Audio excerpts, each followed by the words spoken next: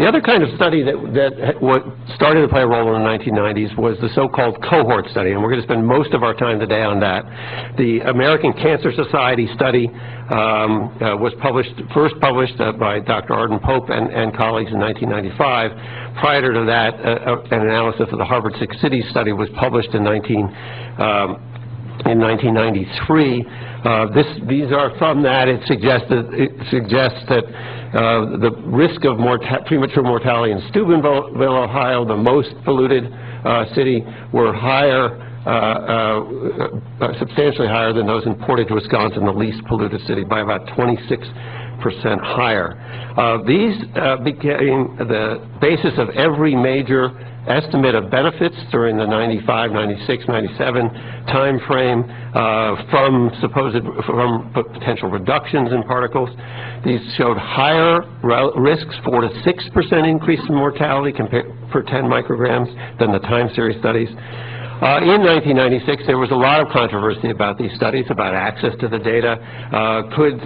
Given there are only 2 of them, could others get access in order to conduct reanalyses of these? And HEI was asked by all parties, Congress, EPA, industry, and the original investigators, to conduct such a reanalysis. We were given access to the data by the American Cancer Society and Harvard, and there were a lot of key questions.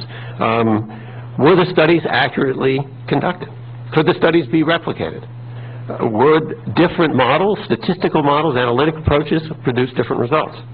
How well did the studies control for the individual information we had about each person in the study, smoking, for example, which we know is an important risk factor? Were there other systematic city-level differences between the most and the least polluted city, which could result in effects that were independent of whatever air pollution effect there was? We had an extensive, detailed process to deal with this. Our board appointed an independent expert oversight panel who was charged with competitively selecting a new team.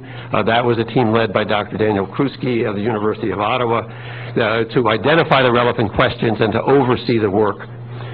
We then, and this is true of every HEI major study, had an independent peer review panel, all the same subject matter experts who had nothing to do with the reanalysis. They basically take apart the results of the first study, see a comprehensive report, and then they put it back together and they prepare a commentary.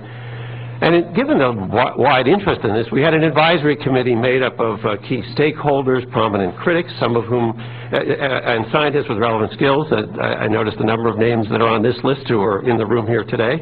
And their job was really to help us make sure that the expert panel make sure that they had, as much as possible, the right questions being asked and thrown at the original studies.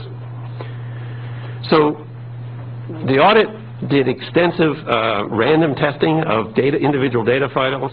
The team did detailed duplicate analyses. There were over a dozen different statistical models tried. Nearly 30 new individual variables from the original databases were now applied. And there were a number of efforts to try and assess differences between cities for income levels and a number of other factors that might have influenced the results. And overall, the reanalysis was able to replicate the original results and to assure the quality of the data. It then tested those results against alternate explanations, and this is quoting from our review, without substantively altering the original findings of an association between indicators of particles and mortality. The reanalyses also identified new interesting areas of education as a modifier of these effects, the potential effects, in quotes, of SO2, because our review committee didn't think SO2 itself was having these effects, but fundamentally found that the studies were reasonably sound. Now, subsequent to that, and we'll hear more about this today, both Dr. Pope and Dr. Kruski and others did continuing analyses. They extended the follow-up of the mortality in that cohort to more years, 16 years, for studies published in 2002 and 2004, and then to 18 years in the most recent HEI-funded follow-up which was published last year, and which I know Dan Kruski will go into in some substantial detail. That study was also subjected to detailed review by the HEI Review Committee. And very briefly, that study found about a 4 to 6% increase in nationwide premature mortality for all-cause mortality per 10 micrograms per cubic meter.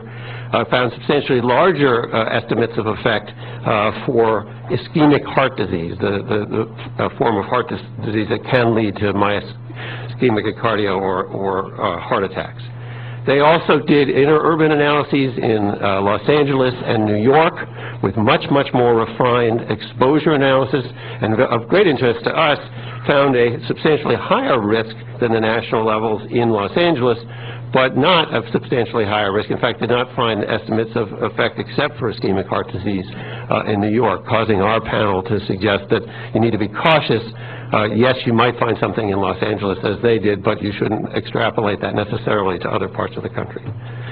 So just to briefly wrap up, we've had 20 years of investigation, reanalysis, and extended analysis, and this, in our view, has built confidence in the basic finding of a relationship between PM exposure and premature mortality, even at these relatively low concentrations.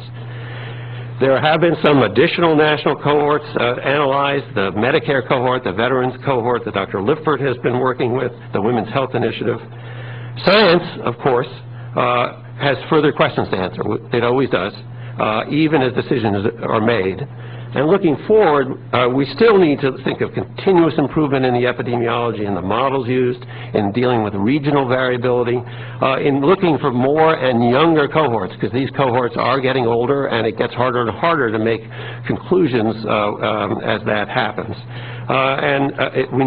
We have better mechanistic understanding than we had, but we need to improve that further. And we need to systematically look, as HEI and others are doing, at the toxicity across PM components and sources to better understand that. Thank you very much.